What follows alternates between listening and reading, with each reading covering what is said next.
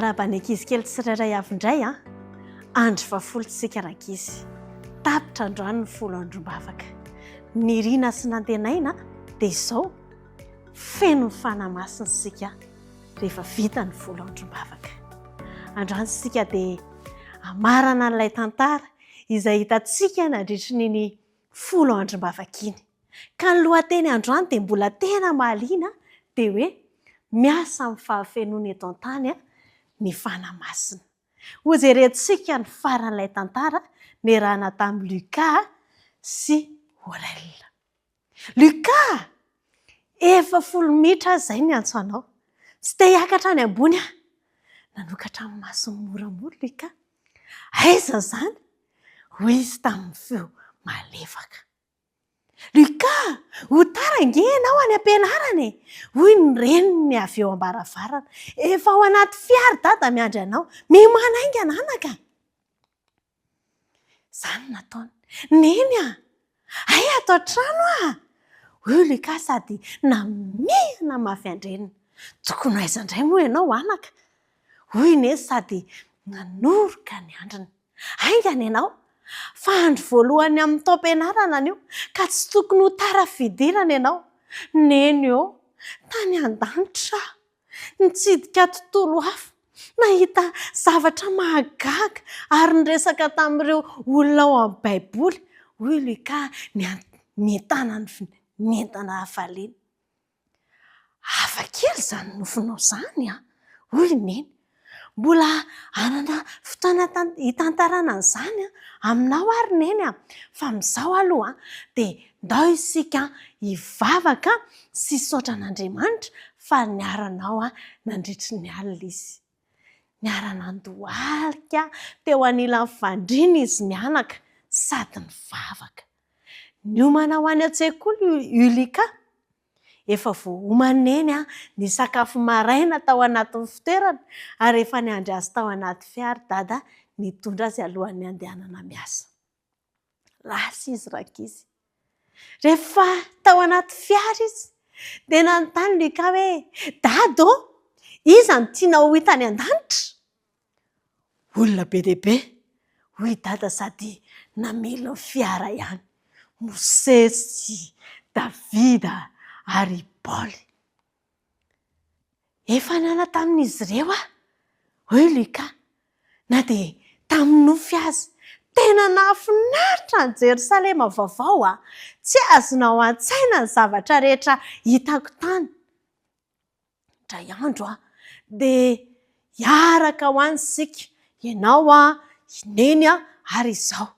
Hoy dada. Fa mba ahafahantsika telo makany dia tsy maintsy matoky amin'Andriamanitra isika ary manao izay tokony ataontsika.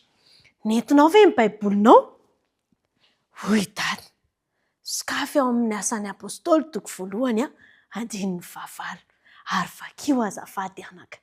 Dia nanokatra ny Baiboly moramora Luka ary namaky an'ilay ao amin'ny asan'ny apôstôly. Dia izao no lazain'ilay tenin'Andriamanitra amin'ny anaran'i Jesosy. Fa azo hery ianareo amin'ny latsahan'ny fanamasina aminareo ary ho vavolombeloko any Jerosalema sy eran'ny Jodia sy Samaria ary hatramin'ny faran'ny tany. Raha te ho any an-danitra isika dia tsy maintsy mandray ny fanamasina ary manatotosany iraka. Hoy dada nanazava. Tsy maintsy miasa eo amin'ny fiainantsika ny fanamasina mba hampiasain'i Jesosy antsika ho fitaovana mitondra famonjena. Amin'izay dia ho maro kokoa ny olona fantatra fa ho avy tsy ho ela izy eny amin'ny rahoalanitra. Marina izany ry dada. Hoy Luka. Afaka manomboka mianatra Baiboly amin'ireo namako miaraka mianatra Baiboly amin'ny namako tsy kristianina ve mazava loatra anaka. Hoy dada.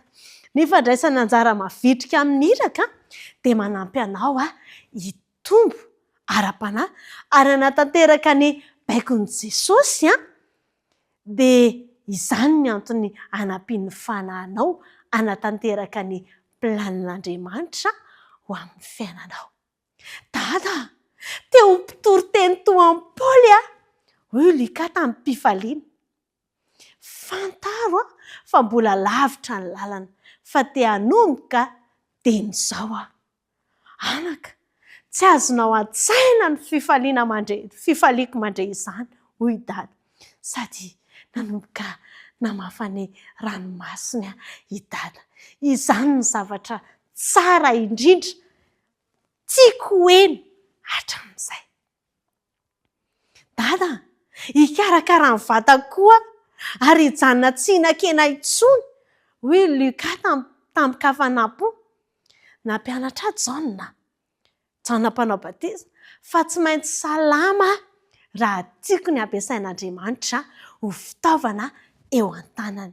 Luka kely hoy Dada, mety ho sarotra izany fa hojerenay sineny izay azontsika atao. Andao ataontsika tsikelikely mety ve?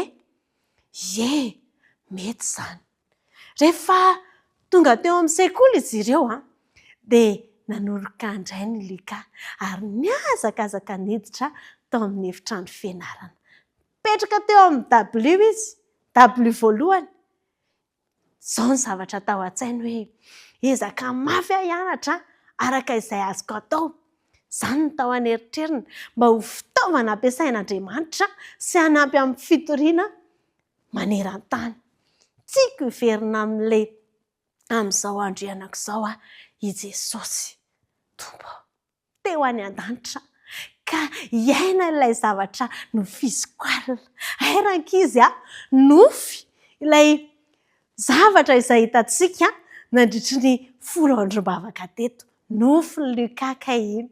Niasa mahery teo amin'ny fiainan'ny Luka ny fanahy ary nanomboka nanao asa fanivana tao am-pon'ilay zazalahy kely 9 taona.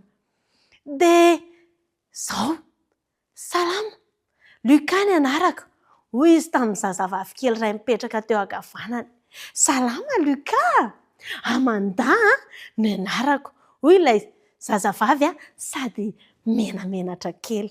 Amanda, tianao ve ny hianatra baiboly miaraka aminay sy ny namako sasany? Eny, mety ho tsara izany hoy Amanda. Tsara be hoy Luka tamin'ny mpivaliana. Omeko anao tsy ho ela ny fandaharam-pianarana nahazo mpianatra baiboly voalohany i Luka.